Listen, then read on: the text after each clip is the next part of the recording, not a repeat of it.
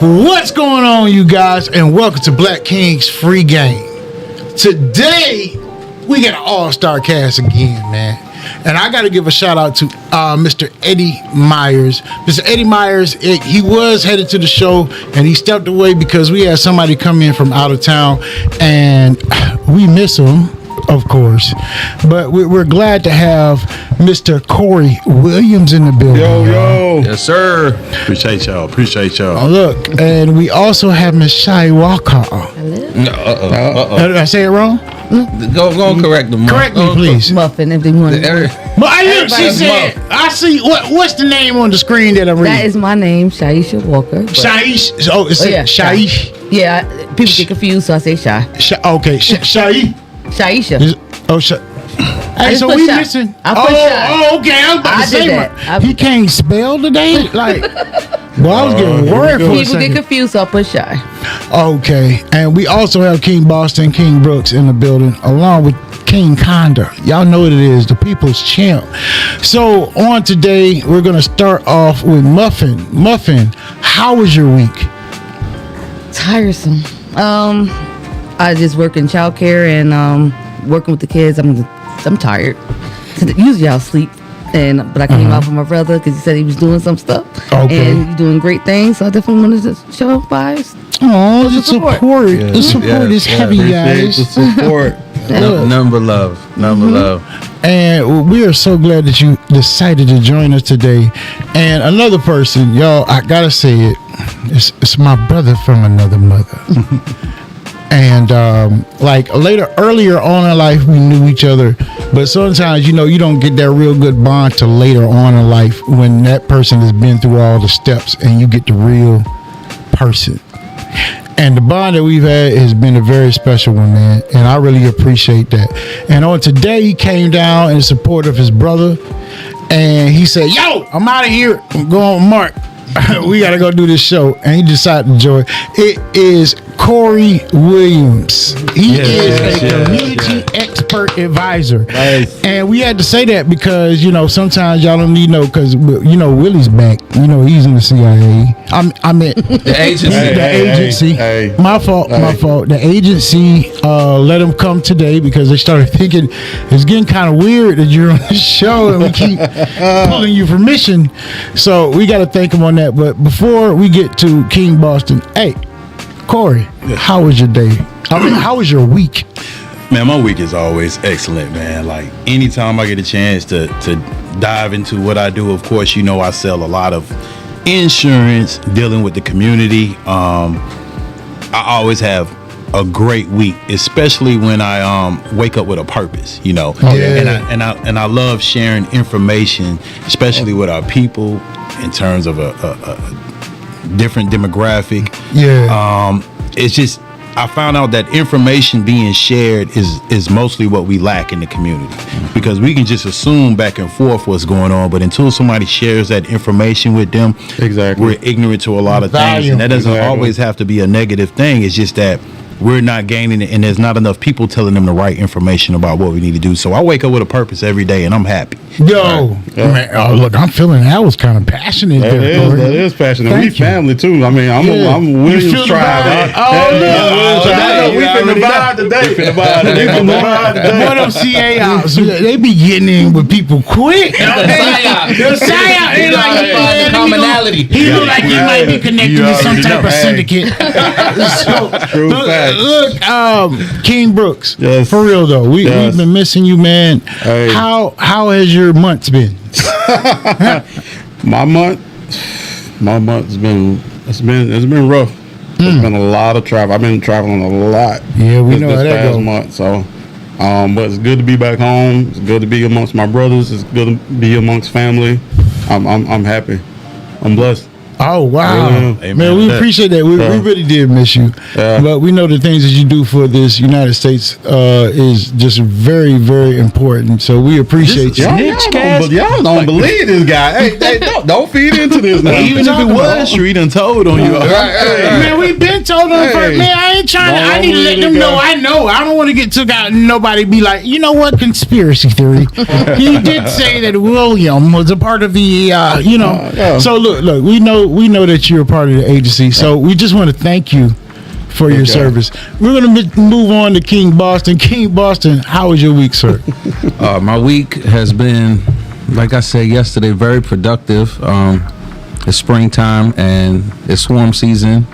And I think yesterday when we was on the podcast, I told y'all after it rains and the sun comes out, Just termites swarm. termites start swarming. Yeah. I've been getting phone calls, and I told you it's like clockwork. So I kind of know when those calls are gonna be coming. So I stopped by a couple of houses this morning, got a couple new accounts. So even today, on the day off, it's been productive. Managed to do some Mother's Day shopping, and so I can't complain. Thanks for the reminder. Yeah, right. Yeah, little reminder for the fellas out there. Little reminder. Look, he done came out. He already had that conversation this morning. Mitch done came in here and outstaged me already. I'm like, dang, man, you in here early on me, bro. Yeah. I can't even go to Dollar General and get my stuff. No, sir. No more. He Step done it up, went to brother. Bath and Body Works already. Yeah. Hey, what's some new bugs they got going on right now? It's swarming. You know what I'm talking about? The one that look like little midget bugs or something like. I think you're supposed to say little people bugs. Yeah, little people bug. But What color are they? they look like little small carrots or something like that. Carrots. You know what I'm talking about? Like the big bug, the new bug that's swarming around. Yeah, Lady I love know Somebody bug. love. Oh, it's not the love It's bug? not I love We bugs. talk about cicadas. I know the I know the cicadas. cicadas. But they Well, gone. the cicadas come around like once every 17 years. Yeah, it's 17 like a couple years. decades or something. So like like that. in the So- Bible. Wow, Right, that but- is really Yeah. trippy. That's But a Yeah, I've been big But they're Cicadas. harmless. They're I know- literally harmless. They just- Not to your car window though. Oh yeah, and you can't leave them on your paint either. Oh, they like love bugs too. Yeah, you Yeah, go to paint. the oil, the juices or whatever in their body. That didn't No sound diddy. No diddy. No diddy. Oh, wow, y'all know that. But the but you bug? got to be careful. Wipe them off. In a nutshell. Okay. And the good thing to wipe off bugs on your vehicle is what is it? The dryer sheet. Yeah, You the get a dryer dryer sheet and soak it and spray it and I use that on women too. You wipe them right on off. I like Wow. that. Wow. That's do you? wisdom. That's wisdom. That's wisdom. That Wow. smells good. Put a dry sheet right to them and say no thank you. Oh, wow. I like that game. No thank you. Is it Show game? him one more time. What was it? No thank you. No, thank you. Is it a half circle or is it a full circle? It depends on what you're feeling at. Okay, Right. okay. You gonna write that down in your CIA book? I got Anyways, you. Well, you is pushing that narrative. I'm going to start believing that. it's a part of his mysterious. Like he's like Tommy to us, y'all. ain't got no To this job. day, watch this. You gonna be showing what I mean? Where he work at, Mitch? Look, whatever you do, he do it He's well. doing well. Now check this out. I told you. Look. He look like I still don't know the name. I told you about the job. What is that? I still don't know the name. Mitch, how long you know him? You know the job. I mean, shoot, how long we known each other? Exactly. And you still know where he work know at. what you do. It's been Yeah. All we know is he say he work with computers. Not regular computers. Computers. He pop up every now and again. He put a big emphasis on that. Yeah, computers. Look, he'll send a picture, but you can't really tell where he at in the Yeah. picture. It's very sterile. It's Almost sterile like a picture. green screen. You know what I'm saying? Like, no, I want him to think I'm in India. No, I don't like that. I don't like that shot. I don't like that shot. Not too much on the Williams, okay? Not too much. I know, right? Not too much. Hey, Don't do that. Look, speaking of family, since you know, what I'm and you know saying? we roll deep. Look, okay, Williams? all right. Yeah. Yeah, he done did all the research. Yeah, we did. So, My grandma had 17. 17 kids? wow. Wow. She needed a book. Yeah, She bro. just needed to read. Yeah. I want to say something, but I don't want to say it like that. Your grandma probably had that fight. Somebody had to say it. I'm so sorry. 17 kids. You know what I was going? thinking? I was like, love it. I was like, my granddaddy had 17 kids by my grandma. You know, back in them days. You couldn't stay out of it. Yeah. Is that all he had? You know what I mean? Condos wasn't invented yet. No, condoms was invented, but it was only for lamb sailors. scam. That's what the old people say. Yeah, sailors use condoms. Huh? They only say, what you Clean. think? What you think this is, Betsy? Huh? Jan Luke. Shout out to your grandmother. Yeah, though. man. Yeah, 17. Yeah. Okay, 17. So that's why I say I know we deep in the Williams gang. But that's what's up. I'll We probably do. pop Hey. up somewhere around there. How was it like man, imagining that much family. Yeah. Like how many do y'all have family reunions and everything? Oh yeah. Oh yeah. Wow. Do they have family yeah. reunions? Yo, I'm But just you know saying, the though. crazy thing about I remember growing up, like we played all sports. We had the whole football team. We had both sides. We had the whole baseball team, both sides, because my grandma, she had 17, but then they had at least about 3 to 4 kids apiece. So everybody was kind of Right. around the same age. So yeah, we had a ball growing up. Dang, man, you can only imagine. See, that's why family is really important. Yes. Very. Yeah. And look, I grew up as an only child. All right, know. I have a sister. We can tell. I have a sister in New York, but she's well beyond the ages of me. No pun intended, sis. Okay, I think it's like 15 years. We're gonna do it. But just growing up alone, that's why I took my friendships so much more serious. Right. You know what I'm saying? Because I had to connect through people, not through no blood, not through even growing up knowing them my whole life. I grew up like kind of seeking some type of bond outside myself. Right. So when I found those bonds, I took them seriously. I would lock in, But having a large family, all that love all the time. Oh yeah. And you being connected to that, like, because I know that was your grandmother's kids, which means it was your mother, right? Mm-hmm. So, how was it in what was your family size growing up as far as you? Me, I had 2 other siblings. An older sister, yeah, and a younger brother. Okay. I'm the middle child. I'm the black sheep of the family. Yeah. No, I wouldn't say I was the black sheep. No, but I was the one that was more outgoing, more, hanging out, where my sister and my brother, they were kind of close to the home. I was always out in the yard playing with my fellow cousins and, helping my uncles out whenever they had like little different side jobs and stuff on the weekends. I was always wanting to be hanging out, growing up with them. So Yeah. Oh, so the agency groomed you young. yes, they So, they made me I just want to know well how many rounded. cousins you have. Ooh, shoot. But they Williams though, so that's probably one of the more popular African American names out there. Yeah, it is. I will keep it PC. Yeah. Right. That's probably. If you think, if you look at Ain't that, no telling. probably I would say at least about 40. Wow. Because I'm thinking, if you got like around 15, 17 siblings, double them, 3. Some of them have 4. So Shouts out to Crystal Britton. We see that you're in the chat.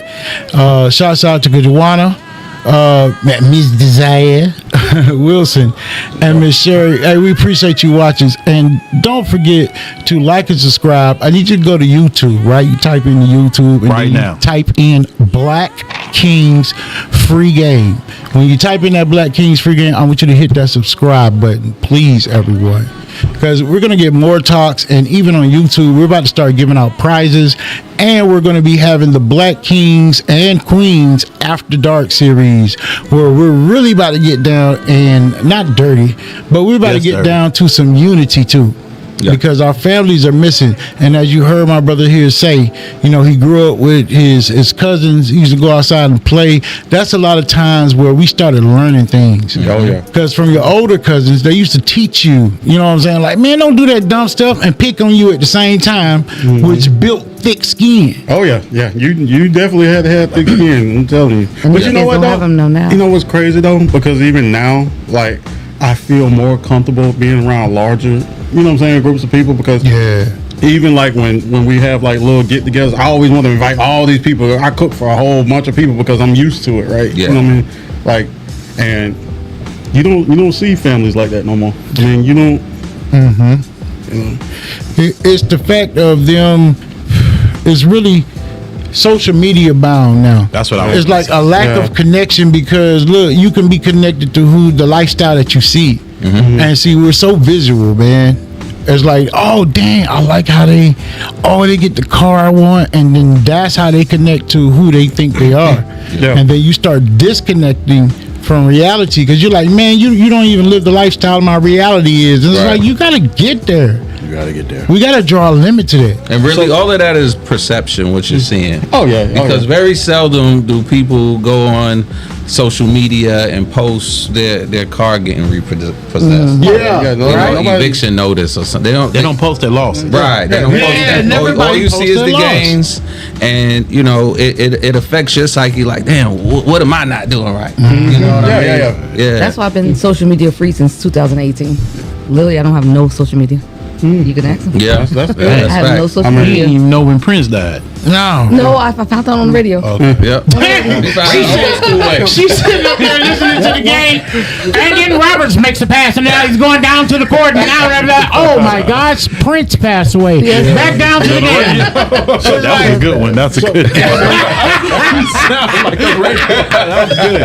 That was good.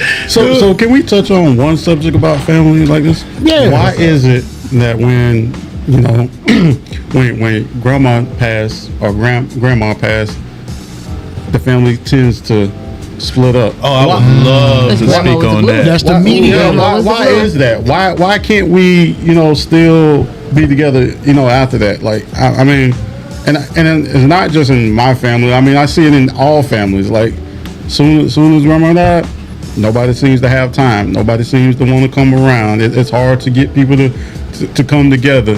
Why is that?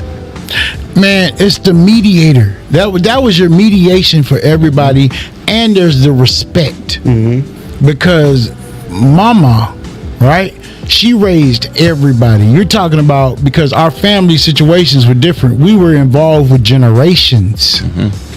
Now the generations don't even respect the generation before them anymore. Oh, yeah. So she was the big mediator and the respect factor, because she helped everybody. She Exactly. wiped your nose. Yeah. She cleaned your butt. Yep. So you can't have nothing but respect for that woman. She was the glue. Yeah, the She glue. was a glue. A lot of it had to do with too. Not only was she the mediator, that was a good point, but a lot of people wanted favor from grandma. Oh, So they yeah. showed up at certain times Oh, in yeah. certain places to gain favor, and it was always in some families. I'm not talking about mine, but in some families I've seen it before, where it turns into a family competition, similar to what Facebook does, where it goes into the Prove Yourself Olympics. And so what they're trying to do is whoever could become more successful in grandmother's eyes, they should. It becomes a back and forth. So when grandma goes away, the people that you didn't really like, or you didn't really have a social connection with, it, be it cousin, sibling, brother, sister, whatever it is like that, you tend to bar away from them, because now the competition is over. Right. So you have nothing else to prove. So when you split that competition up, and it's kind of compete, like, well, grandma loved me for this, or grandma loved me for that. But what grandma was supposed to do is bring everybody together. Yep. Yeah. Yep, you That's right facts. about that. And y'all hear this truth that this man is spitting. Hey, Corey, if you would tell him, because he has his own show.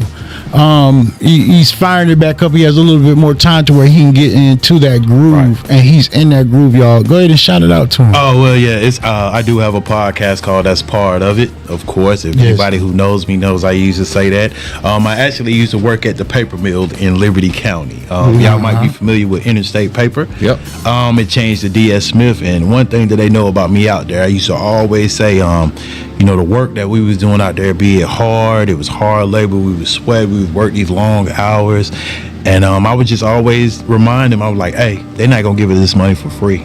It's part of it. It's what we gotta go through. Yep. So it's a lot of it. Life is that's part of it. It's a podcast that I have. I actually have it with a friend of mine named T, and she's dope. She's amazing. We're kicking it back up. We're doing a restart of it because we had the relaunch last summer, but then things go away because she's a very busy person. She's a trained conductor also, and so she's in and out. So we just now kind of got into a good schedule for that. But I'm looking forward to it though, because I got a lot more that we got to talk about, even with this the new hip hop thing that's going on with Kendrick Lamar and Drake. What is going on with that? I was gonna bring that up. Can we bring that up? Yeah, we can bring it up. What's going on with this? We gonna get to that because my boy J. Cole did what I expected him to do. Right. He released a little tidbit because I know he could have did better than what he did, but then he was the man. And see, that's how you know the difference in this industry, man. He was a real man. He said, you know what? This ain't what I want to do. Right. Yeah. This ain't what I want to do. I want unity between us, you know what I'm saying? And I know Kendrick could have, J. Cole and Kendrick, that would have been a better beef than what your light-skinned brother is getting to. How's the light-skinned foundation? How are they feeling about this, Mickey? Keep calling you the light skin. So am I You are Drake No, right now. I am not Drake right now because no one writing what's coming out my mouth right now. So we ain't doing that. And that's the thing. I'm from Brooklyn. And I'm from a place where the home of the freestyle. You couldn't come to the table without bars, without your own bars. Oh no. So I can't relate to this new beef, because my thing is I'm not accustomed to ghostwriters and stuff. And look, shout out to Drake and whoever else write they rhymes or don't write they rhymes. I really don't care, but I'm talking about from my perspective. If you wasn't writing your own lyrics, you wasn't even mentioned in the conversation, period. So that's my take. And since y'all designated me captain of the light skin committee, that's what we got to say. Look, and I heard what you said about them freestyles, right? Brother man, I know you from New York, son. But right now, if we need to get into it, I can throw a beat on here, you know what I'm saying? And you can represent up north while I represent the south, baby. Oh, I like that. I got something to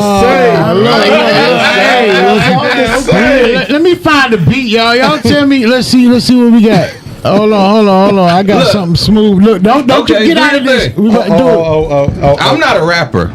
We ain't trying to hear that today. You from up north. I'm not a rapper either. On the lunch table, come on. Hold on. Let me see. Yeah, we can spit this real smooth, laid back. Go ahead and talk your stuff, New York. Look, he just talk your stuff, bro. What's the beat? The beat you listening to it. It's real smooth, laid back. You should be able to kick that. Look. I don't like this beat. Okay. I'm not a rapper. Let me see. Let me see what we get. How about this one? Inspirational. This sounds more like spoken word. Yeah, well, speak your word then, and I'm gonna speak the South's word. Look, at the end of the day, when it comes to the South, I respect the South, and I respect what the South got going on. Yeah. But again, when I grew up, he just weaseled his way out of it. I'm just waiting for him to say something. When New York had the throne. Okay. Still have years ago. It was years ago. But at the end of the day, 444, we still got some of who the gatekeepers are now. You haven't been on social media. Came through. Look, you always had to come through New York. I don't care where you was from, whether you was from Cali, whether you was from Georgia, or where Texas, them boys out there. Like everywhere that you was coming from, you had to come through New York.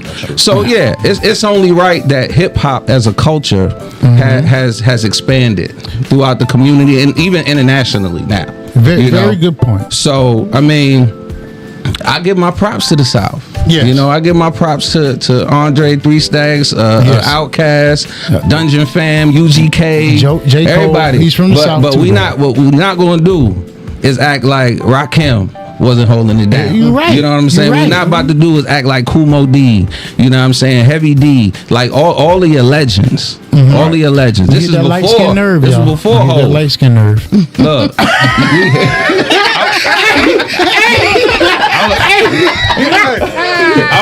I would like to expound on your point when you get done with New York. I know you got a little up north vibe to you too going on. Let me expound on it. Because Russell Simmons was like the Godfather.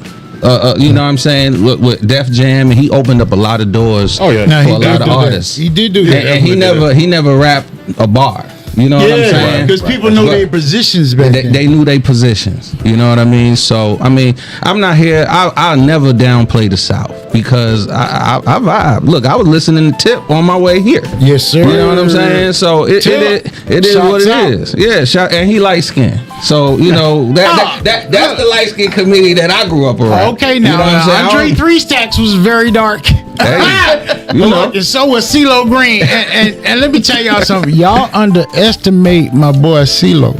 No, Ain't nobody underestimate CeeLo. He did it to himself. Yeah, he did it to He us. did it to himself. I know he hey, but when you look at Perfect Imperfections, Oh my goodness, that's probably one of the greatest albums, like that CeeLo and his greatest imperfections. yes. I love that album. But just to expound on what you were saying, like, first of all, rapping did start in the Bronx, and we appreciate the hip hop it was. But Yeah. one thing New York tried to do is it was so tribal in New York that they went against each other. And when they go against each other, it was all about what borough you from, what are you representing, what Right. are you doing, and in all that calamity and going back and forth each other, you left the opening for other regions to take this thing called hip hop and expound on it and make it better. Yeah. So it's just like with when it came down to the South, a lot of people say, well, hey, if it wasn't for us, the South wouldn't have this.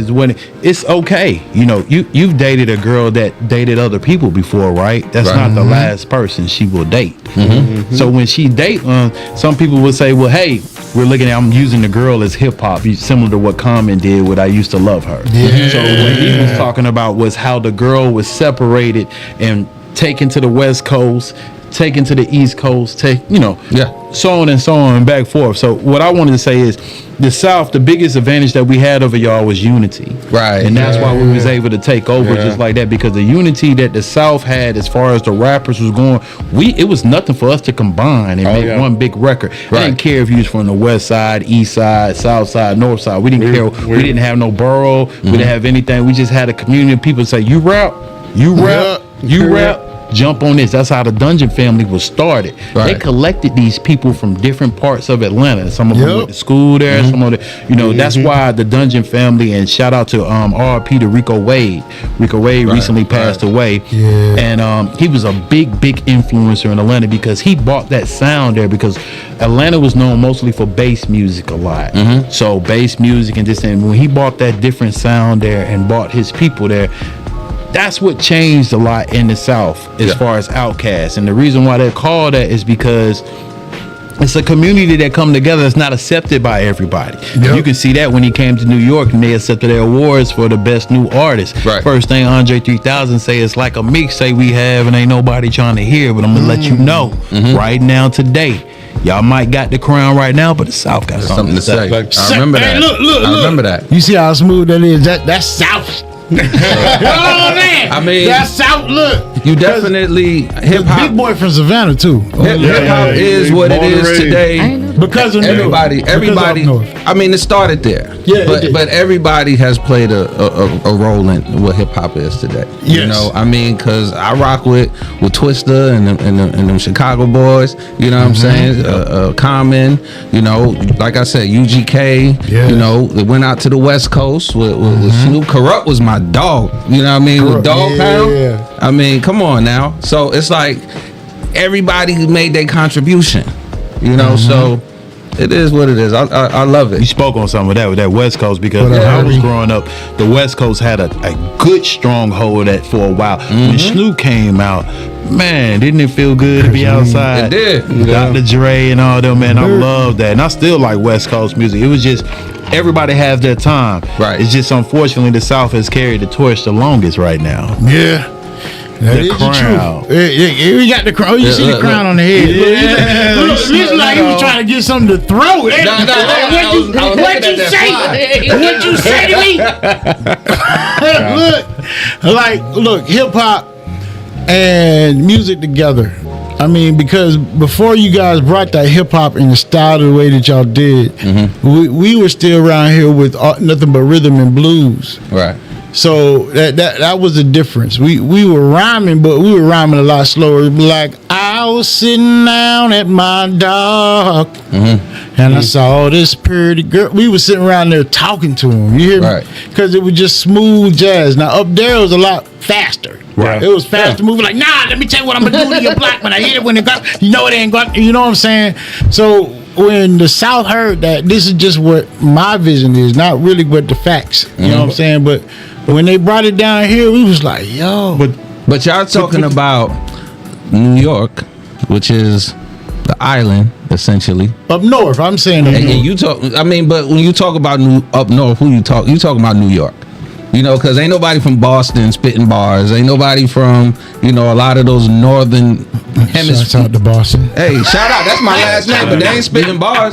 You know, whereas you talking about Georgia, Do you take Texas. Philly in that area too with Nah. New York? Do y'all? No. Do y'all?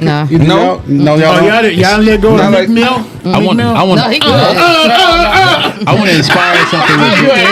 There is a rumor out there though. I'm gonna tell you about this rumor that everybody knows is common hip hop knowledge that rap started in the Bronx, right? Yes. That's common hip knowledge. That's Yeah. MCing, that's DJing, Yeah. that's everything. Uh-huh. But there is a rumor that James Brown may have been the first rapper. Ooh, I never heard of it. If you think about it, James Brown might have been the first rapper. If you look at some of the lyrics and the way he kind of put them together, and pays the cost to be the boss, and the way he would rhyme, because he was really just talking to the people in the soul. But this was all poetic, because Right. a lot of rhyming started from poetry in 70s with them, you know, dabbing them. My daddy still rhyme with certain things. I don't know. I'm not a lame. I'm just trying to be on the game. You know, all that silly stuff. But this is all rap. So that's why rap is kind of, you know, James Brown's from North Augusta, South Carolina. Yeah.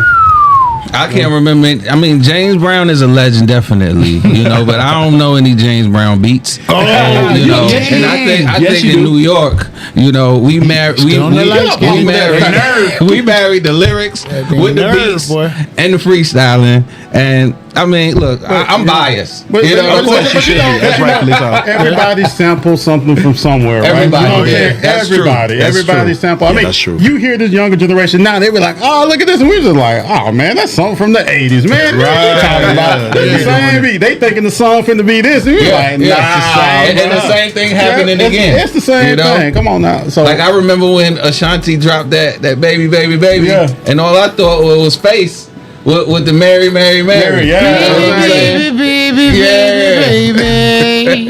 Yeah, exactly. Yeah. So I mean, everybody samples something from somewhere. And if you don't, then if you think you invented something new, I'm pretty sure they got it from somebody got an idea from They got somebody. the somewhere. inspiration. That's what Yeah. it is. It's all about ideas and moving forward. Yeah. from there. Yeah. Taking something from somewhere and seeing the it better. void over here and bringing it over here. Right. Put your own little twist to it. Yeah, and it definitely was. And see, that was the difference, was the twist. Yeah. Because once you hit people with a different way, a different sound of hearing something, because just like up north they had their way and then we had ours. I know when we started with that crunk music, look, I'm not gonna lie to you. I had some friends from New York. They were like, "Yo, I thought y'all were crazy. It's like all we did was see you in the videos. Yeah, we don't give a They thought we were crazy. They was like, man, the South, like, Man, yo, what a time to be alive tonight, boy. Hey, them clubs used to be jumping. I'm talking about, yeah. I know they had to be playing it in New York. They were like, hey man, ain't no real ones in here. Right. Nah, you couldn't play all that up They wasn't north like playing that. Nah. Look, see, but when y'all came You down gonna get here, somebody hurt. yeah, that's what I'm saying. Well, that's what was happening though. You like, we don't give a throw your set in the air, boy. You see so many sets in the air. You be like, All right, time to go. It's not safe in here. Yeah, that crunk music, that crunk era was just a special era. I ain't gonna lie to you. Yeah, bro. Oh man, it was a special era. It was just a, you know, everybody had their times. You know, you have No Limit, Master P. exactly. And you had then Cash Money came Yep. on there. Then you had that Texas vibe at one time. And they was Paul rolling. Wall, Yeah. Shouts out to Slim Pastor Troy Jones. too. Oh, yeah, Pastor Mike Troy. Jones. Yeah. Man, Pastor Troy is dope. He's like the Atlanta mascot. Yeah, Right. You can catch him at the gas station, and he got the belt on at the gas station. That's how you gotta do it. And our local legends, look, I feel like Shout out Dirty. to PT. Yo, shouts out to Dirty. Look, I got it. Hey, Dirty, tell me if I'm doing it wrong. It go, Oh no, them Geechee boys acting fool on that floor. I even see them coming in the back door. So pack it up, a nigga, right? It's time to go. Yeah. Just get me out here. He say, you don't know what I talk about. Them South boys gonna ride out, gonna smoke, drink, and sip dank and smoke rolls with. Now, well, Sway boy, we wild out. I'm telling you. Look, Shout out to Dirty Dollars. Yeah, Dirty Dollars, School baby. with Dirty Dollars, Yes. man. That's a good dude, Look, man, Yeah. look. I remember that. I was in the studio. It was at Jeter where he was when he was doing the song, man. And I was a singer, you know. I was on on the ones and twos blowing the mics. But yeah, Pause. Thank you for catching that because I caught it late. That's no problem. Appreciate that, bro. That's Pause what you call again. looking He at. caught it late. From the heart, Pause though. again. Yeah, He was speaking from the heart. I was speaking from the heart. Look, but Dirty Dollars. He meant what he said. Yeah. He definitely meant what he said. Jesus be offense. All right, CIA. Okay. Look, but just the fact of being able to witness that, man, Yeah. it meant a lot to me as a youngin', man. Right. Oh, yeah. So- This is music that raised us. Yes, hip hop was just different. Nowadays, I get some of the songs, but it's the way it's the portrayal of who you are, Right. Yeah. that I'm starting to have a really, really big problem with. Because I want everybody to be who they are, but if you're gonna be an example, be an example for real, for real. You don't have to be an example to the way where you think you're gonna get the most money, or you're gonna impact these people, because a lot of times, bro, you're impacting and moving in a way that you really wouldn't want your children to move. Yeah.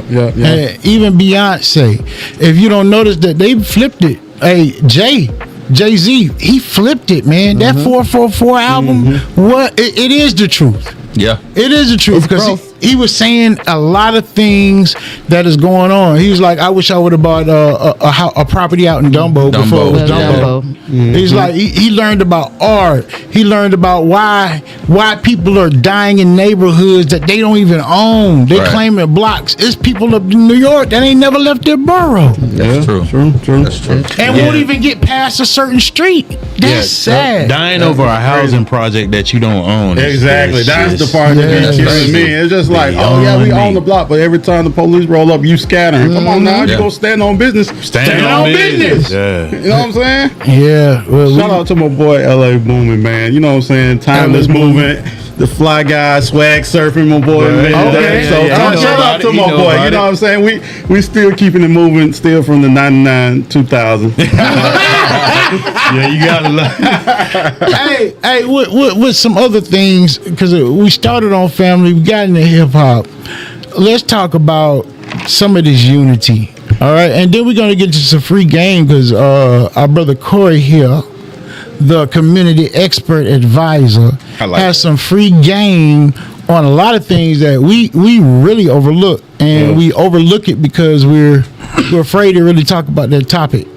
You know what I'm saying? So, but as far as some things that Ms. Walker has seen, what are some things that you would like to discuss or talk about? Meaning what? Meaning as in life period, like worldwide, what is it? What's the one topic that you think is being overlooked that we need to talk about? I'm gonna say the bullying in school. I notice a lot of kids are shutting down. They're staying to themselves. With I was a kid, I grew up being outside, playing outside. I was on social media. I took myself on social media because I saw what it was doing to the community. I saw what it was doing to myself as a grown up. And now that my child is on social media, I'm looking at it like she's not getting bullied, but she sees other people getting bullied. And I think that's just like horrible. And we just need to get our kids off these phones. Get them off the phone, get them outside, get them doing a sport, get them doing just something, but get them off the phone. So that's just my main thing. Well, do you think, and this is, well, I already know the answer to this, but I want to see the different perspective. Do you think kids have it harder now? They do. Yeah. They do. I can You know- walk around, I can make a mistake, it will not follow me. Exactly. Yeah. Any mistake they make is going to follow them till they go to college and everything. So Yeah. that's why we have to get our kids off these phones, and it's the parents. It's the parents let the kids go and just let them do what they want. Man, they taking so much power from the parents. Yeah. I mean, and I know we try to blame it on the phones. We do, and that is a big part of it. But a lot of this is, like you said, parents not forming a connection. And also not wanting. There's no such term as the village raised a child now. No, Yeah. no It's way. like because No. my child is perfect. In my mind, man, if I know who my child is at home, and a teacher calls me and say, "Well, they were doing it," I'm gonna assess that. I'm like, Yeah. because you as a parent, you know if your child's acting away, if they're being forced to act away, and you know they're acting away because that's just who they are. Right? Exactly. So if my daughter goes to school and they say, "Oh, and Mara just beat up 3 girls," I'm like, "Look, this is okay. You need to tell me what happened." Yeah. Right. Give me the backstory. Yeah, so we eliminate a lot of people that will correct our children because you don't tell my child nothing. Yeah. I hate to say it because there's such a younger generation of kids, parents. Yeah. Like the parents are too young to even realize without growing up without social media or without your cousins right there. Yeah, it's crazy. So I don't even know how to connect sometimes. Structure. I don't know how to connect. You know, it's crazy though, because like I remember growing up, we could be gone all day long. Oh yeah, All day long. Nobody worried. You know what I mean? Like it was Coming home for them street lights come Hey, on. them street lights come on. You better be in Come them. on. You better be Yeah. in them doors. Yeah. But it's crazy now that you don't even feel safe to even have your kids just play in the front yard nowadays. It's There's a lot of predators out there. A lot of predators. yeah. It's I'm Trick or treating ain't the same no more. I want to speak a little bit on that bullying topic that you were talking about. I actually am against any type of bullying of people on social media, but I believe bullying in real life needs to come back. yeah. I was gonna say believe- that too. And I'm Yes. and I'm gonna expound on But it. like meet me at the Please expound on that. We'll talk about it. Go Yeah, ahead. yeah, I'm gonna go ahead and talk about it. Social media bullying is a coward act, because you sit behind a computer. I know or where you you're sit going on with your this. phone, Yeah. I know or where you're going. you're able to hide in places that you can't be confronted at. Right. You're able to make any type of remarks you're gonna. But the reason why I say bullying for kids or bullying, you have to learn adversity. Even if you're going to go tell a teacher on somebody, or even if you got to withstand, that's the difference between public high schools and private high schools. Yes. They have this big anti-bullying. And I'm not talking about bullying in the physical sense, but somebody should be able to tell you that you're not right. Yep. And say some things to you that you have to go through adversity. I feel like bullying it can be productive for certain people because they rise above Builds it. character. Yeah, my dad used to tell me a long time, don't pick on the nerds because you're gonna work for them one day.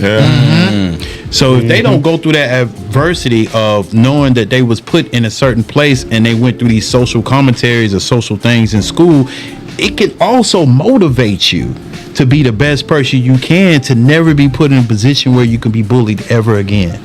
Yeah. I like the way you put that, but I'm a reflect on a conversation I had with a former classmate, and they were telling me it's been years since we had seen each other. Right. It was like, yo, man, like you was a bully back in the day. And see, my thing was I never put my hands. I was never physical with anyone, but we used to clown them. Ooh, we would draw pictures of you. You know what I'm saying? Like was a mean we kid. be in the back of the class rolling. And now that when I reflect, honestly, I still laugh at some of the things. Supposed But to. you was a nerd. How was you a mean nerd? Look, we was with the nerds, his and it was sister's calling him because out. see, it was calculated jokes. Like we would get into you. You know what I'm saying? We knew what made you tick. You know what I'm saying? The smartest thing in there. And we would utilize it. And it wasn't until I'm coming across social media, you reconnecting with people that you hadn't talked to in years. And yeah, we had to have that conversation, and it shocked me because I didn't think it was that Hold down. lasting impact. So I think bullying is real, and it can have psychological impacts on people. And I think that the social media has exacerbated that. You know what I'm saying? So I feel where you're coming from in the sense that it can build character in certain instances. Yeah. Right. It builds But- character even for the bully. Kids Yeah, 'cause are I was- merciless. I was considered a bully. I was considered a bully in school, and not just a bully because of I was physically good at what I do, but up, I was a Kevin? verbal bully. And and all we was doing is just having fun. And I've had people at reunions or people tell me later on, like, oh man, we used to, we thought you was cool. Even females have came up to me and said, hey, we used to like you back in the day, but you was so mean. And I was like, I wasn't mean, I just didn't like you. I'm so sorry. And it should be okay. I should be able to say that. I wasn't mean to you. I don't like you. What made you want to be mean? That was mean is still a perspective. In my mind, I thought I was being funny. Oh. But in their mind, it ridiculed them and made them feel a certain type of way. And for that, I do apologize. But it's no different from life is mean. The world is mean. Yeah. You can go tuck yourself and hide your tail any time you want to. But if you don't have no adversity, see, that's what I have a problem with a lot of these mothers now that's coddling their kids. And when you coddle these kids and like, oh, it's going to be okay. Oh, it's going to do that. Nah, let them go out into the world and experience it, because the world is not going to coddle you. Structure. My mom and dad used to always tell me, listen, when you come out this house, nobody else cares about you. Right. Always know that nobody's going to love you like we love you. So you need to take that with you into the world and know that nobody owes you anything. You're not special to them. You're special to us. Yep.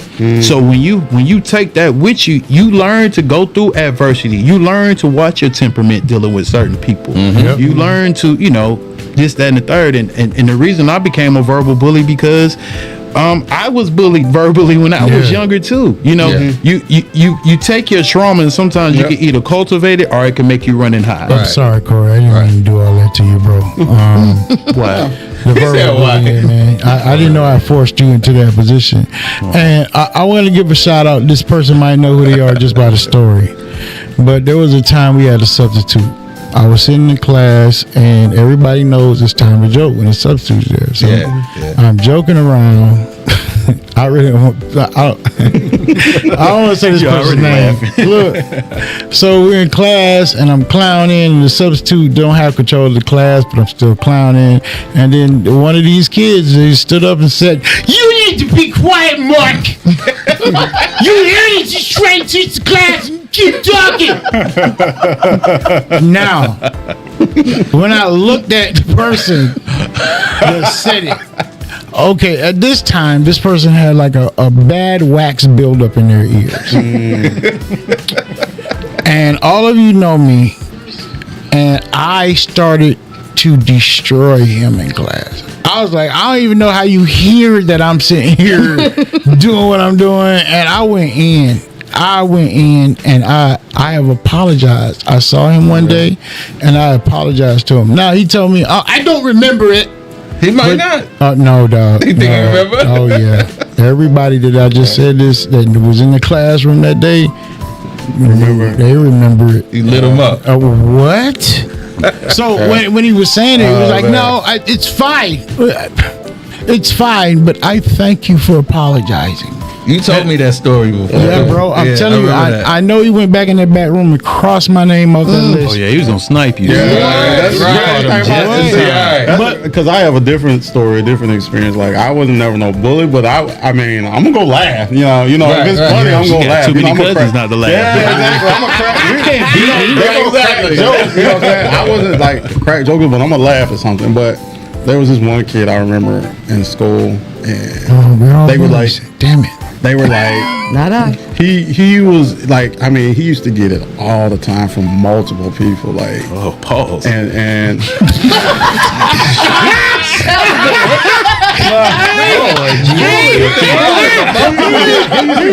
all the time. This is a different era. This is a different era. It's still pause era. Yeah, this is a different era. He used to get bullied by multiple people, and it was just like one day it bothered me. You know what I mean? Like it really bothered me, and I just like, okay, that's enough. You know what I mean? Like, okay, y'all had fun. We laughed, you know what I'm saying, whatever. But I don't know, it started like bothering me. Like it started, you know what I mean? And I just told everybody, I was just like, all right, y'all let off of him. And they looked at me crazy, you know what I mean? Like, y'all let off of him now. Let off of him. Had enough. And it was just like later, you know what I'm saying? Like I found out the dude was like contemplating like suicide. Wow. Yeah, that's what I'm saying, man. And so it's real, you know what I mean? And it was just like that stuck with me. Like, you know, as a child, you know what I'm saying? Like, you just like hitting middle school, you know what I mean? Like, you hearing something like that, that's really like messing with your mind, you know what I mean? Like, because I ain't never experienced nothing like that. You know, I'm family, you know, we all, you know, for each other. And I never had to experience anything like that. Because, I know one thing, you went from the mess with our tribe, you know what I mean? Like, that's one thing. You know, Grandma somebody made sure of that. you hear something about somebody got beat? You know what I mean? But Coach said, "Grandma," you said your grandma made sure of that. Oh, y'all want to pick on him? Another one. Another one. The first DJ Khaled. Built a football team. The first DJ Khaled. We had the bird call before there was a bird call. In there. But you know, so I don't know. It put in my perspective. It had a different perspective. It's just like I just didn't care for bullies. I agree with what you're saying. Yeah, you do need to have a tough skin. And this whole participation war like that, I wish you would. Yeah. I wish you would. I don't believe in I participation trophies. That right there. Because what message are you sending to the kids that are putting in the work, that are grinding, that this is their passion? What message are you sending to them? Right. Yeah. You know, a lot of people don't think about the other side. You know, I mean, we can talk about different things, you know, but I think a lot of people don't think about the other side when they make up these rules and regulations and stuff. You got to look at it from both sides. It's all sensitive, and look, my friend, you can get mad at me, but I gotta say it. Men are geared to protect women. All right. Are they? Yes. Naturally geared.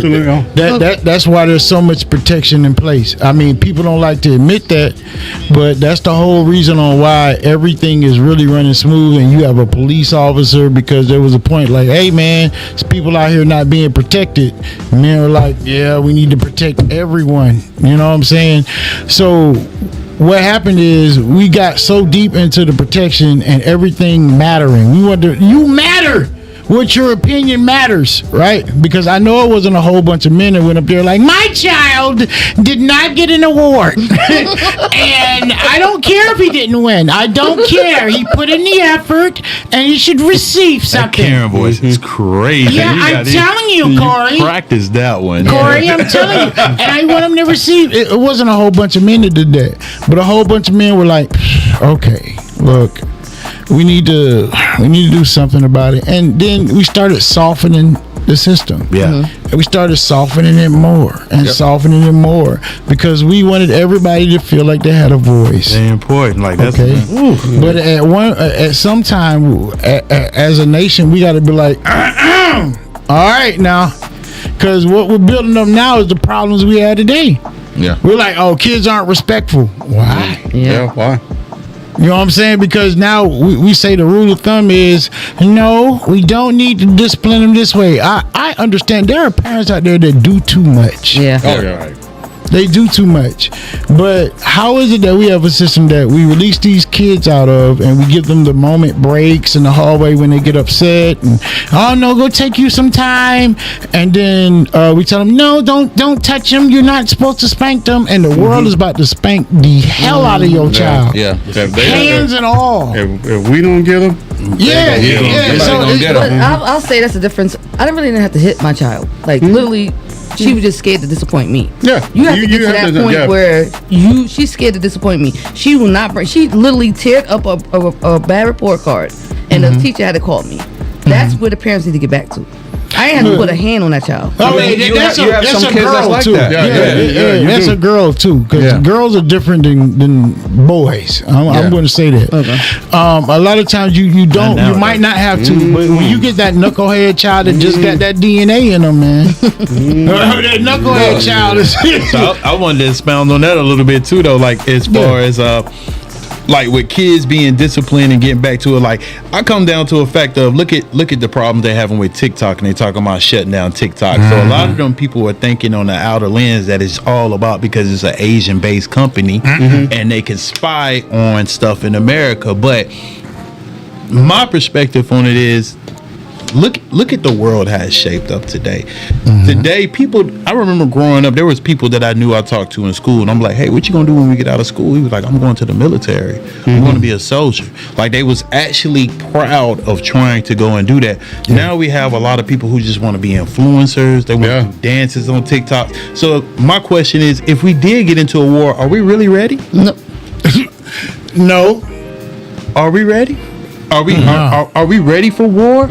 Are we going to any type of war? Are we prepared? Do we have real kids that's established that doesn't have the zombie apocalypse? Is another way of saying that they got their face buried in a cell phone. Yeah. So are we ready for any type of war? I mean, I hate to say it. the I face think of war has changed. I just think everybody should be mandatory to go to military. Yeah. I really think everybody should be military. Because As soon as they before, get 18. at one point, you it was hands on. You even when I joined the Y'all don't military, you forget to had, like the you live. had to get Don't forget to familiar like with a the live and bayonet. share the live, please. Because it might be a point where you hand to hand with someone. Right. That's gone. That's gone. Yeah. They got drones now. the They got now. drones. It's just like you could be here. What's up, Mr. Raymond? And you could be controlling a predator drone overseas, 30,000 miles, or miles We away. have to fight those wars because we don't have enough Thank you. soldiers anymore. Mm-hmm. Just like with our Navy was at one time the most powerful navy in the world. Yeah. Asia, China, I'm not sure if it was China, don't correct me if I'm wrong. They made sure that they built, people are building militaries bigger and better than us. We still have all the expertise because we still have a lot of drones, we still have a lot of technology, but people are trying to outbuild us, and as they're doing that, that's the reason they're talking more about changing the foreign currency, changing the dollar, the power of the dollar, because people are looking at America like y'all been winning way too long. And they don't even like a lot of our Western philosophy. So when they don't like those philosophies, they're trying to get their people, their civilization, their country away from the way we think, as far as everybody should be free and say whatever they, because speech is not really free. You can be disciplined for any type of speech. You can say it, but the consequences that comes behind it is not free. So that's what America is going through right now, whereas we've been the big bully for so long. Somebody's gonna try to knock that crown off. They're gonna try, but they can't do it alone. They're gonna have to do it together. We got to hear it from the agency. We got the most the budget of just on the give us the classified. Give us the classified explanation. You can go to a website right now and it tells you exactly how much we spend each year on every agency in the Oh, really? Oh, yeah. What website is it? And that's the classified. That's the unclassified numbers. That's the unclassified. Because let me tell you something. When I was in the military, I was artillery. We dealt with missiles. Ammo. Okay, you had a classified range, and you had an unclassified range. We're gonna give you this one. This is what these weapons can do. You could play with us if you want. Yeah, that's what we telling you. This is what it really can do, and that wasn't out there. I'm gonna tell you another thing. You see, we be sending all these countries and stuff, all these weapons, and we send them all this. Get your notebooks out and write this down. It's only because of the simple fact we've so much far advanced in that. You know what I mean? Like we got stuff. We got stuff right now. I'll just say we got stuff right now that you don't want to play with it. Yeah, you definitely don't want to play with. I believe. Like Carl Riles, what's up? You know what I mean? Like I can tell you that. I mean. You think the movie Terminator was a joke? No, I don't think so. They already got robots because, like you say, we don't have enough soldiers. So guess what? Yep. They building up the AI. I always thought the AI police was gonna come soon because of all the the mishaps with the police and them being sued. They got the drones. Yeah, you just gotta. You know what I'm saying? You just got to. Like you said, you got to bring something out for them to make it make sense. Right. You know what I mean? Right, Like if it makes sense, then we'll bring it out. That's just like the electric cars, right? They're trying to bring all electric cars out now because it makes sense. Fuel and stuff is at an all-time high, right? You know what I mean? So hey, let's roll this out, right? But there's a lot that that's. Hey, everybody, real quick, sorry. Everybody hit the heart, hit something, y'all. Let's get it going in there. thank you for watching. We appreciate it. We see you in there, Marcus, Keisha Kwan, Tavares, Mr. Raymond, Carl Rouse. Shout out to Queen Green. Good. Yeah, Queen Green in the building. Craig, hey, y'all hit that like button. Hit that like, double tap it for your people. So right now we're discussing about how life is, and especially with the bullying and non-bullying and how it's building character. And we're finding out different perspectives and perceptions of how it is effective. Okay. And just like our King Brooks was just saying, he was like, there's different ways of doing things. And then Corey said, look, we ain't ready for war and all this stuff. Look at how all these topics do connect, because you're looking at family. All this is a trajectory, and where is it going if at the same time we shooting down the whole trajectory that we going to? Well, I mean, I just want to come back that statement when you're saying that. Yeah, maybe our younger generation may not be ready for war, but we got a lot of patriotic people here still. No. You know, you don't think not so? For the right, not for the right. No, it's patriotic is also, well, I mean, unfortunately for certain patriots, it's systemic in terms of patriots have been looked at as as the original people of America now. So it's like patriots. What happened was in Trump calling certain patriots, what he didn't understand is certain people that use patriots in an ignorant term. In terms of, I'm a patriot because I love America, and if you don't agree with the stuff that's going on in America, you can leave out of here. That type of message is not patriots. Patriotism you're talking about is somebody who has love their country and want to defend their country. That's what I mean. So if you have a force that's saying that I want to come over here and invade your country. Teachers. You know what I mean? You have an influx of people. I don't care what your religion are. I don't care if your likes, your dislike. I guarantee you're going to stand beside that person and defend this country. I think a lot of January 6 people might do that, but I don't think. You don't think that? I don't think it's going to come together. Good. Well, we taught them differently. We taught them to live their individualities. These kids, we taught them to be soft. Okay, and if we go to war now with all these participation trophies, look, I shot one time. What? Like, hold on, they're shooting back. Yeah, this is life. Yeah. We've taught them that this reality doesn't matter here. Yeah. Because we've just softened everything up. Man, when we went outside of the country, the first question they asked was, "Are you Luke? Is everyone there? Everyone? I don't want to offend you. Are you LGBTQ?"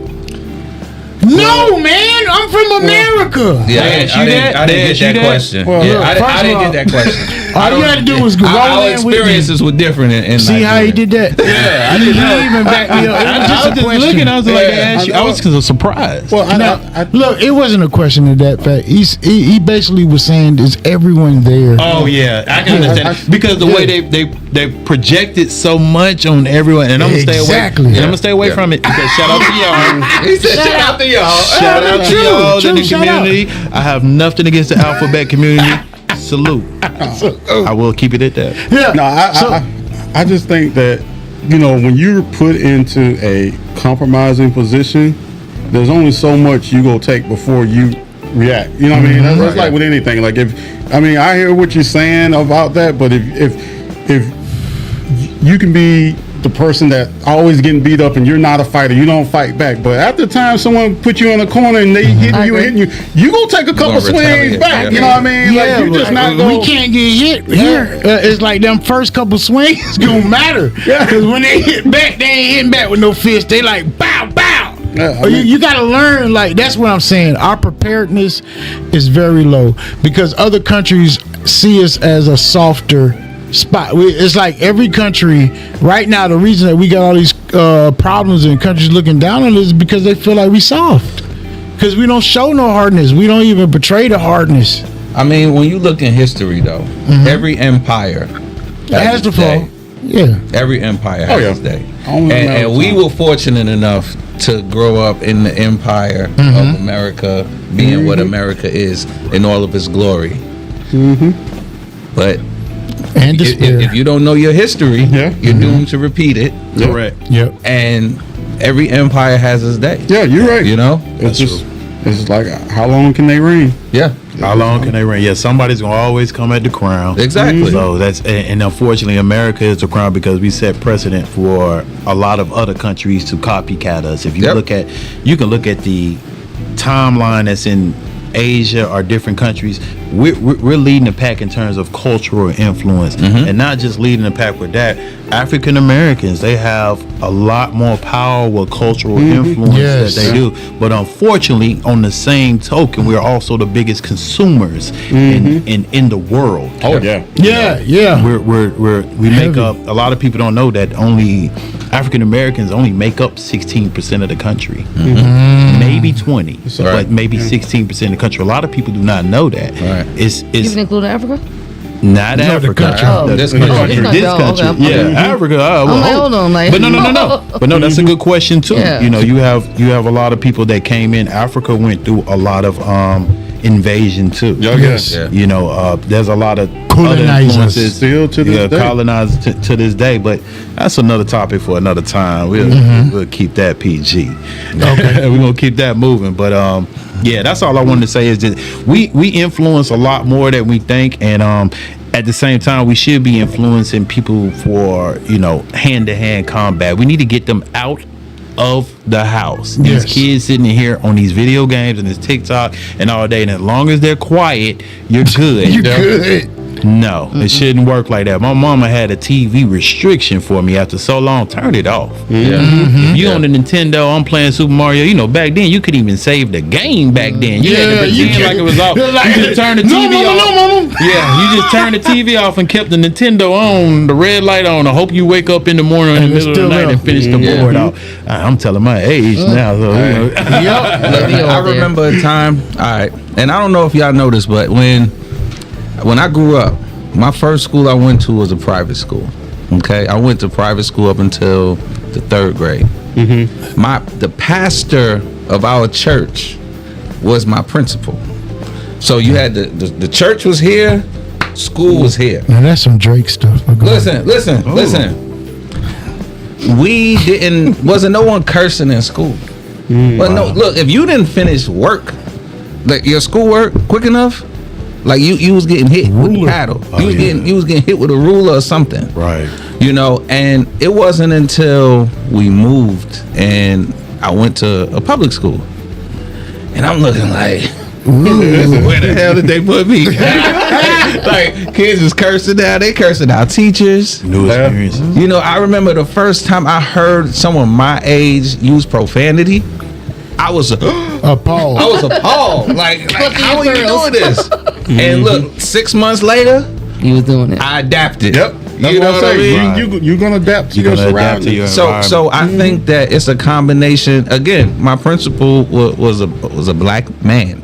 That was who I looked up to. Right. My teachers were all black. All of them. I don't care if they were light skinned or dark skinned. You was gonna respect them. Right. And all of those dynamics have been stripped. And this is the product that we have now. Oh yeah. We had our reign, we had our run. This is the new generation now. This is what they're into So what now. you think the outcome going to be with this generation that we have? I don't know. We don't know this scared. generation. I don't know. Each The The generation. verdict is still out. Yeah, we have no idea what we're doing. All we Yeah. know is that you got to try to influence them through the digital media because they're not going to listen to anything else. But see, their heroes are influencers now. Yeah. It used to. We went through the era of athletes when they was our heroes and influencers. Then we went through the entertainment industry was our heroes. And we kind of got away from people regular 9 to 5 day-to-day people being leaders of a community. Oh, yeah. Everybody wants to everybody's positioning itself to look a certain way on social media or Facebook or whatever, but nobody wants to really put in the labor and the work of being a true leader of not only just your neighborhood and your community, but a true leader of people. So when we got away from that and we started looking towards the influence or the people who have more than I do, They must be somebody important because they're driving the brand new Camaro, or they have this or all that. So we let them lead with material possessions, but that has nothing to do with leadership. Yeah, all that means is you're good at what you do. Good for you. That don't mean you're a leader of men. Yes. Yep. You're right. What do Corey, you drive a Camaro? I do not. But like they say, the rich, the money is quiet. You know what I mean? You like most people that you see that are super wealthy. I mean, like you hear about them, but you don't see them all out in public. You don't see them in. I mean, like when I say the rich, I'm not talking about the young rich. I mean, you don't hear nothing about the real rich people, right? Yeah. Money is quiet.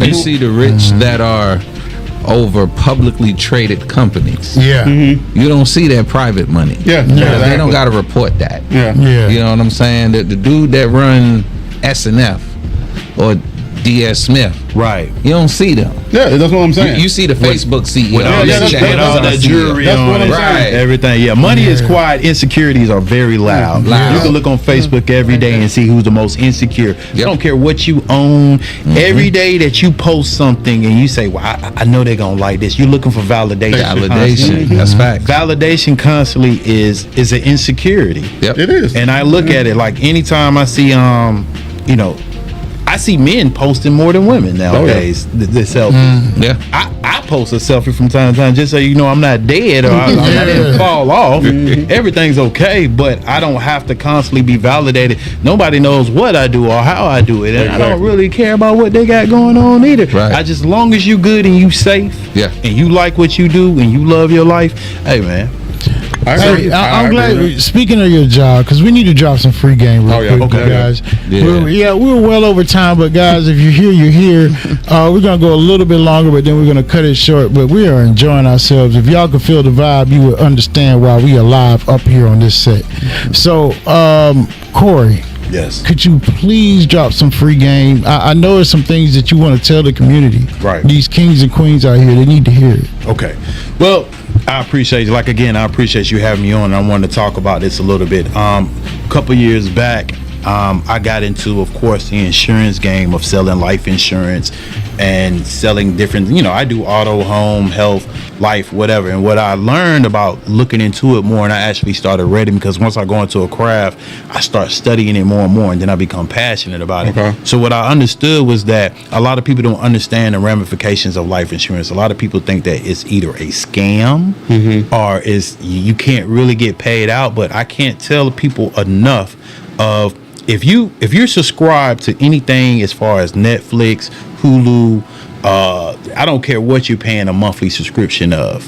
If you don't subscribe to yourself first and your family, then it's a different, because what I got tired of seeing, and one of the reasons I went into the insurance business is because I see people that pass away and the first thing they do is run to Facebook and put up GoFundMe. GoFundMe is not life insurance. Nope. Yeah. And it's I understand it's supposed to be used for an emergency need, but if your emergency need is somebody that passed away you loved and cared about, why would it not be imperative to protect them while they're living? Right. So what I've noticed is a lot of, especially in this demographic of, I tell people all the time, if you want to keep the community clean and keep neighborhoods clean, start insuring these people.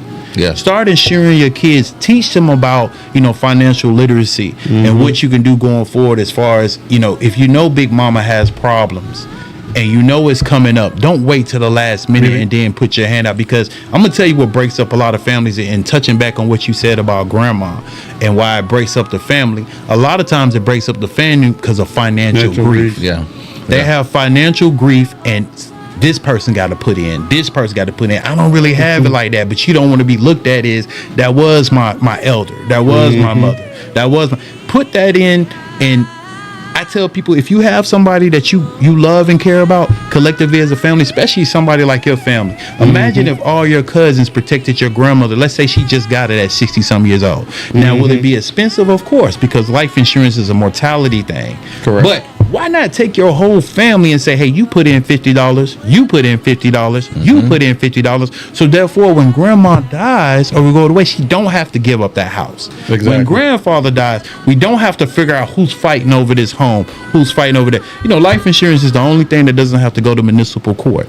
Wow. You don't go to court. A will, you have to still go and have it read off. Life insurance goes straight to that beneficiary. beneficiary. Yeah. So even when you're buying a new home, if something happens to you, you think the mortgage people care about who the bill's gonna go to next? No. They don't care. So why not set up something to where it's, okay, I have a 30-year mortgage or I have a 20-year mortgage. Let me do it for the cost of the home. If something happens, it won't put my family in financial burden because they may not even want to stay there no more. Exactly. And even if they put it up for sale, it would never amount to the amount of money that you put into it. Going back and forth, and if you owe 80,000, you're less 80,000 right then. Right. You're less. If you owe 60,000, you're less 60,000 because whatever you sell it for, they're going to deduct that and give you the rest. Exactly. Why not take care of your family and your home? I don't care if you got 5 years less on your home. Protect your home. Protect your family. Exactly. And that's the main thing I tell people. But it's not tangible. And so what a lot of people have a problem with is because they can't reach and touch it or wear it, or it doesn't say Gucci or it doesn't say Nike. I can't wear my life insurance on my backpack. I can't wear life insurance as a patch to let y'all know, hey, I got life insurance. Nah, pay it because you care about your family. Exactly. And if you care about your family and you care about where they're going, because what you're doing is you're creating community wealth. Yep. And community wealth is how you keep your neighborhoods clean. It's how you keep the riffraff down, and how that's a way of buying back the block. So it's just something I wanted to touch on. Like I tell people, it's so important. Insurance is an important component in the community. You want to know how you stop all that inner city violence? And you know how Trump said, oh, we're going to send in the National Guard for Chicago and all that. Tell you what, let every family put insurance on these gang members, insurance on these so-called gangsters, and start insuring. You know what they're going to do? The police is going to be more active in that community because you're going to build up that community so much that the neighborhood is going to be redone. And it's not through life insurance as a bonus of money. It's just an influx of making sure that community and these families not going into poverty as they go along, because we're already behind. You know, everybody knows, especially as this demographic, it was ready, go start, and we had a delay. Everybody else was running. We like, okay, can we run now? Can we run now? It's like our black billionaires have 1 or 2 billion. Their billionaires are trillionaires now. So the gap is always there. I was in St. Simon's Island, just driving around, and I'm looking at neighborhoods starting in the 600s. Yes. So in my mind at the time, I'm like, how did they get here? What are they doing? So I got a couple addresses, and I looked up the tax assessor's website, and after several hours, because it took some time, what I realized was I was studying wealth.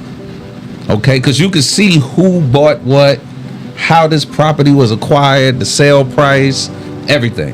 And when you start going back, the trust of someone who's no longer here paid for that. Right. And it just snowballs. Right. You know, so it's not, these people that are in these communities, not because they're smarter than us, or better than us. Got a leg up. It's because they got a leg up.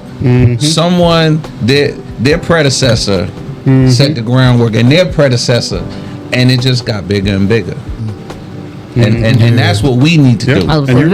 Because when my father, and I'm letting you have it, when my father passed away, I felt convicted. I felt convicted because, for one, I knew his struggles, okay? And somewhere in the back of my mind, I was like, I need to get life insurance on him. But I didn't have the knowledge. I didn't even know I could get life insurance for someone else at the time. I really didn't. And when I got his documentation, you know, from when he passed, the first thing I pulled out was a form for life insurance that he worked for the transit authority. They was pretty much begging him, listen, for $25 a month, you could get $300,000, no questions asked, you pass away. And he didn't do it. You see what I'm saying? So and it's that's exactly what you're talking about, Corey. It's like if that would have been the start Yes.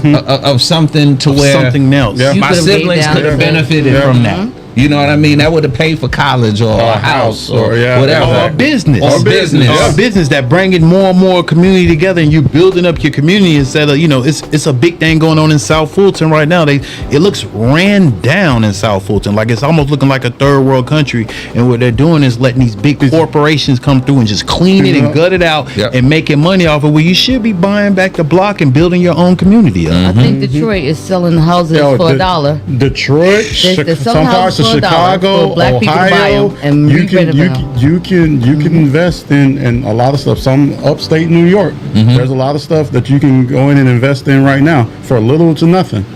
Like you say, you can go back and buy about the block, Right. But it all starts with you got to think ahead, right? You got to you're in the present, but you got to be thinking about the future, right? Because like you say, we all go die, right? Yeah.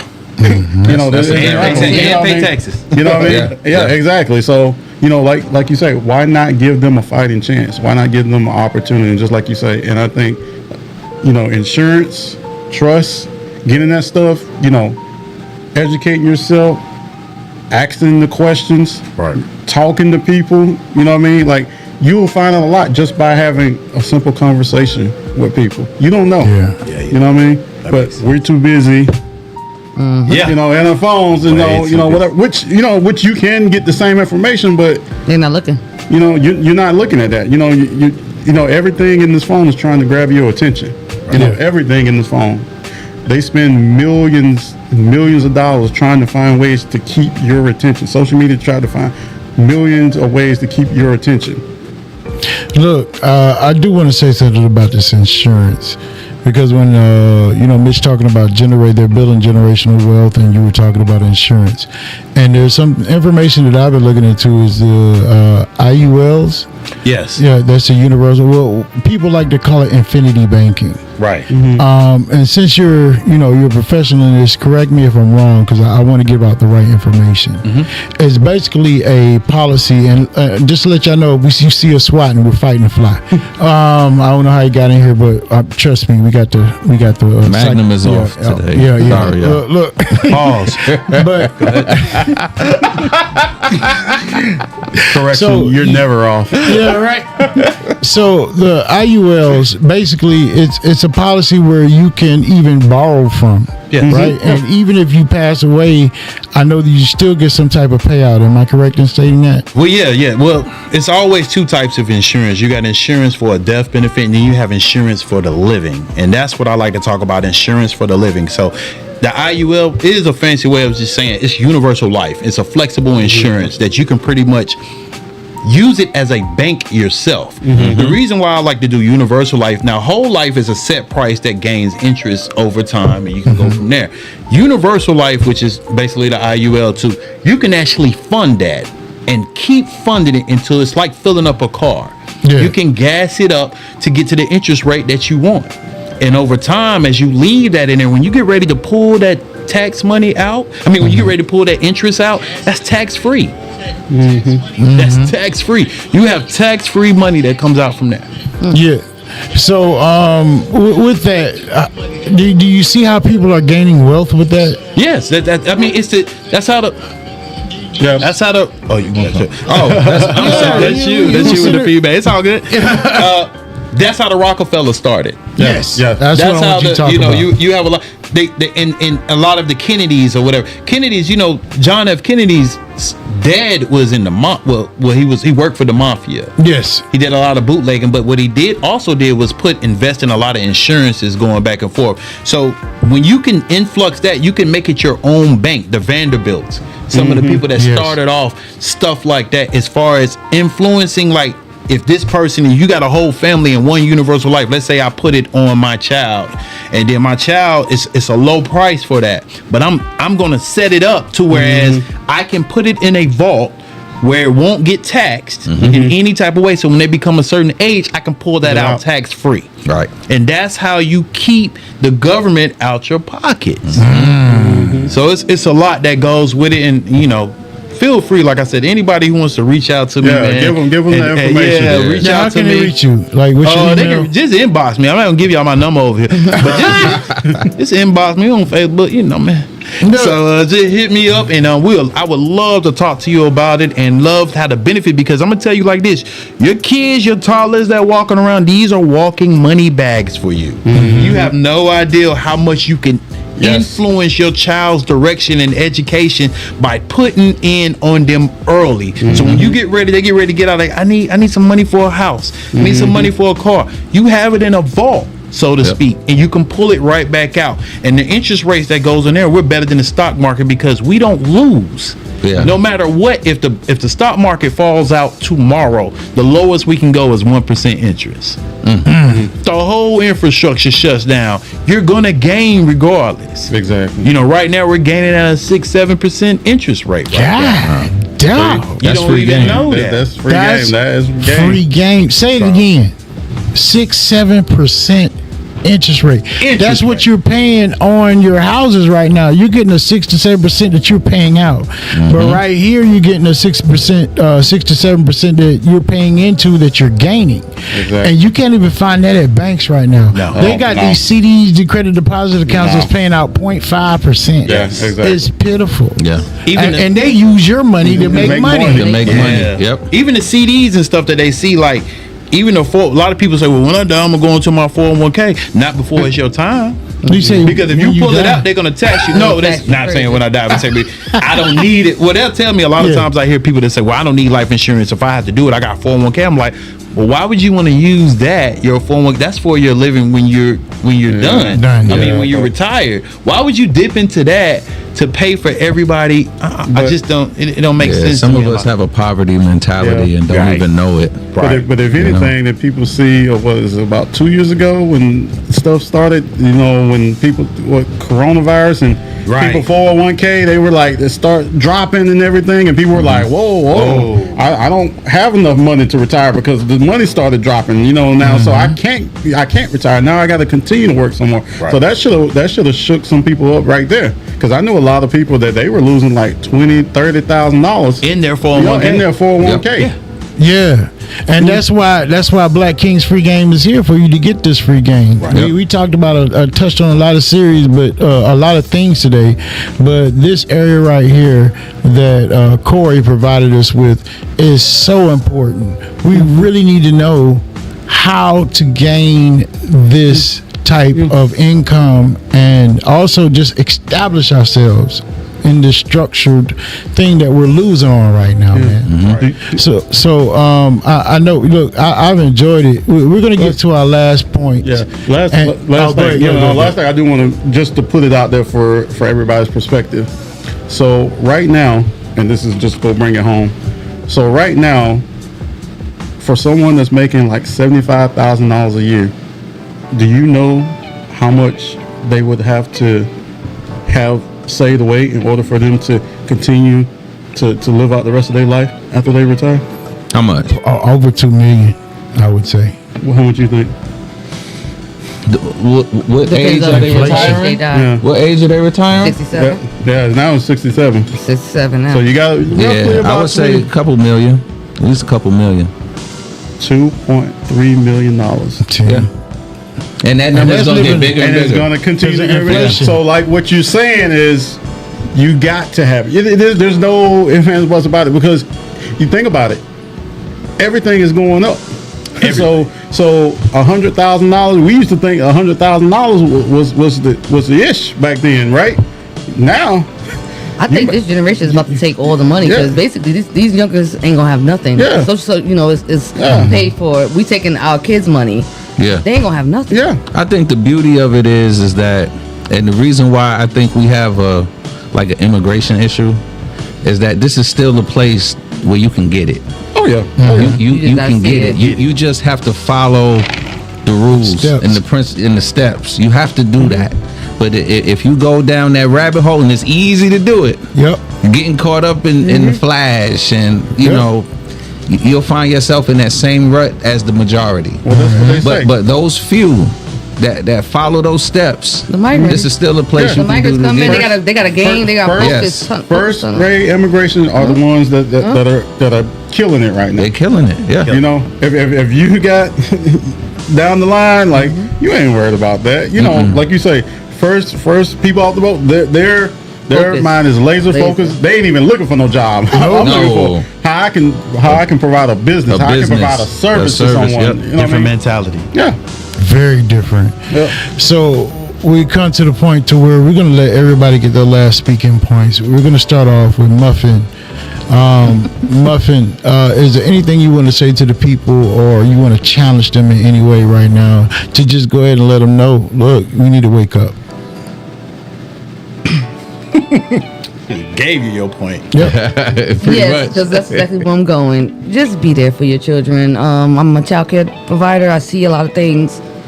Pay attention. Don't just drop them off. Don't just leave them on the phone. Pay attention. They need you, and we can do better. Like this conversation, like made me want to just do something. Now I'm about to go and look at health insurance for my child right now. Even though she got the Gerber Life, but I know that was corny. I'm gonna go back and yeah. But it's something. It's something. It's something. Yeah, Now I'm about to Yep. go and search. Like we need to do better, and we can do better. And let's just gear up. That's Yeah. Let's gear up. Gear All up. right, hey, King Boston. I have to reiterate the beauty of today Yes. is we are in the information era. The information is there. You just have to look for it. They're not gonna hand it to you. Okay. You know, you got this podcast, but even aside from that, if you actually do the due diligence, you can figure out how to set up your family for success. And if each one of us do that, as a whole, we'll lift up. Yeah. And I'm grateful to Cheers. have my sister here.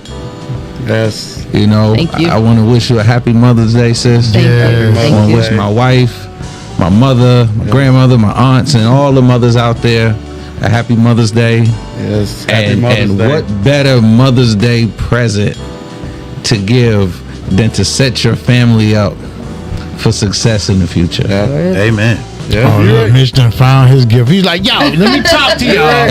Because I was going to go get flowers and stuff, but you know, I'ma send you this I link started right here. doing the math in my head. And I was like, how can I benefit my family more? Because Mitch is that type of brother. Look, Mitch will come to you and be like, you know, I was going to do this, but this right here just makes more sense to you. You're not going to appreciate it now, like maybe 15 years Yeah. later. Yeah, you're right. But right now, I'm doing what's best. Yeah. And, Yeah. and that, hey, if you knew him, you would understand it. No. And it's a beautiful thing. I done gifted people stocks before. Yes. Yeah. And it's Yes. like you don't see it today. Yeah, Nope. exactly. But keep Nope. wearing them Nikes. Exactly. Keep wearing them Nikes. Look at them numbers Yeah. later on. Yeah, You'll thank me exactly. later. Yep. No, you're right. King Brooks. You got me into Bitcoin. Yeah, look, Yeah, you you're see, right. Queen Muffin said, just told y'all she into Bitcoin, and it's all because it's like what they say, each one, teach one. one. Yes. And guess what you're doing? You reach Reach one. one. Yeah. You're right. So also, King Brooks, man, I just got to tell you, we really appreciate you taking a break from the agency to come see us today. But what are some of the information that you would like to give to the community, especially how to keep us safe? No, I mean, just like just to piggyback off with Muff and Mr. saying to everybody here, you know, there was once a quote I saw. I don't know if it was online or I was watching something, but the guy said is, "Who told you you were gonna make it home?" You know what I mean? Like we're Powerful. all on borrowed time. Yes. You know what I mean? Like you don't know if you walk out this door that you gonna make it back home. Right. So you need to make sure you have certain things in place. Yeah. Because we're all on borrowed time. It's just I mean, it's just by the grace of God, you know, that we're all here today. You know what I mean? You think about it, everything that you've gone through in life and things that you've seen or things that you've seen that's happened to people in the news or around yourself. You mean we just saw major storms swept through the the Yes. Midwest and everything, and you know I'm pretty sure those people thought that There we they go. were just going about their day. You know what I mean? And some of them didn't make it. So you know you got to always, you know, like you say, look out for your family. You know, put stuff in place and prepare for them.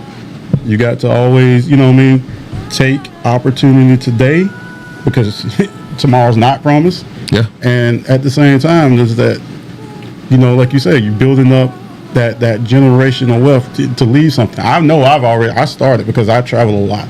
Yeah. So there's anything can happen, while I'm on the road. You're right. Yeah.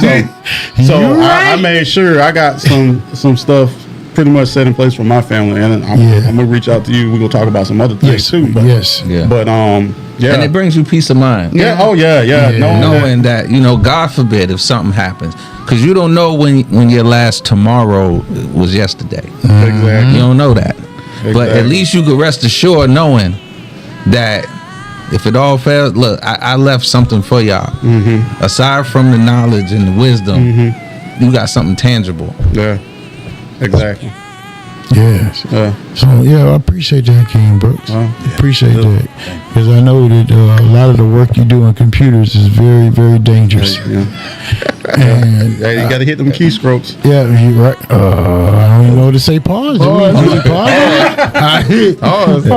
Look, we were gonna pause on that then, but we got to get into really the man of the hour, Corey. Yes. I'm gonna tell you this, bro, and y'all don't forget to subscribe to that part. That's part of it. Podcast. That's part of it. Yeah. That part. It's on Apple, Spotify, YouTube, but we're revamping it. But we still have a presence on there. And like I said, I appreciate you giving me this opportunity to come out here and talk, Mark. Me and Mark talk all the time. We talk on the phone. We'll be on the phone for an hour and a half, 2 hours, just catching up, just checking on each other. Just seeing, what's going on with you, how you doing. So I guess my last thought of the day would be, don't look past your past. You may trip over your future. Because if you steady looking back, you can't even pay attention to where you're going and going forward. Right. So just because you made past mistakes don't mean that your future doesn't have something set up. If you didn't set up something in the past, it's okay. Set it up for the future. Yep. And another thing is, do not let pre-existing conditions for my 45 and up people, don't let that scare you away. I have a perfect policy for them. You can always give me a call or inbox me and let me know. We can go forward from there. And I guess my last word of the day would be like, be yourself. Everybody else is taken. Wow. That's real. I like that, bro. And remember, that's part of it on YouTube. Corey Williams, all the way from Atlanta, Georgia, but he's from here. Don't get it twisted. On in Midway, Georgia. Let's get it right here. My family. Right. And to my kings and queens out there, we've learned some valuable information today. And now you got some valuable people. Like the people that I'm sitting with right now, you can reach out and you're going to get the information. Now it's up to you to really take it seriously, because a lot of us, we feel like we're immortal. I promise you, man, because it's a feeling you got to have to keep going sometimes. But in the end, it's like, well, is everybody going to be taken care of while I got my immortal mind if something mortal happens to me? Yeah.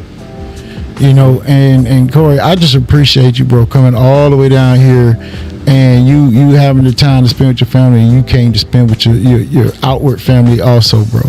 So thank you. Thank you. That's what's up. Yeah. Thank you to all y'all, and happy Mother's Day to all the mothers out there, all the queens happy out Mother's there. Day. Salute. Hey, Mom. And I want to tell y'all this from the bottom of my heart. Listen up. The game is here, and it's free. We telling you what to do. Let's get it. We got to build our community stronger. We got to get our structures steadfast, and we got to start building to the top. It's your boy King Conda, the People's Champ, and we're here with Black Kings, free game. And right now, till next time, we